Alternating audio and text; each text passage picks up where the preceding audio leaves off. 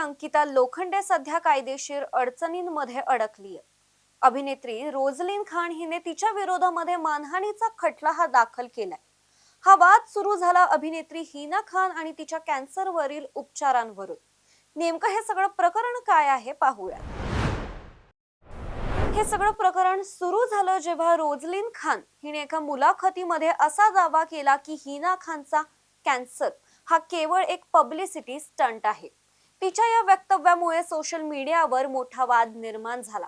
अनेकांनी रोजलिनवर टीका केली। तिच्या मुलाखतीचे व्हिडिओ हे व्हायरल व्हायला सुरुवात झाली आणि तिच्या सोशल मीडियावर तिला हेट कमेंट्स मिळू लागल्या। रोजलिनचा एका मुलाखतीचा व्हिडिओ अंकिता लोखंडेने तिच्या सोशल मीडियावर पोस्ट करत तिला चीप असं म्हटलं आणि तिच्यावर टीका केली।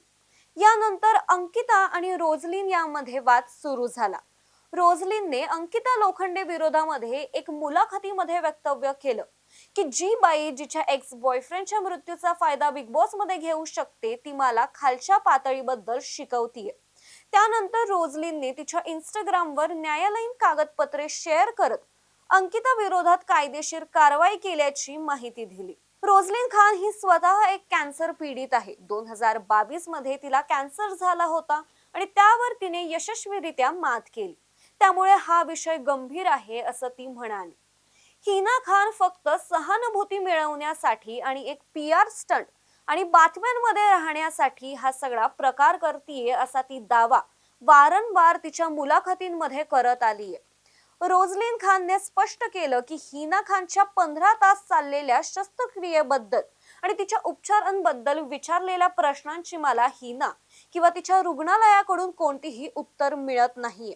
याचाच अर्थ असा की हे सगळं पीआर स्टंटसाठी केलं जातंय। हिना खान सध्या स्टेज 3 ब्रेस्ट कॅन्सरशी झुंज देतीये।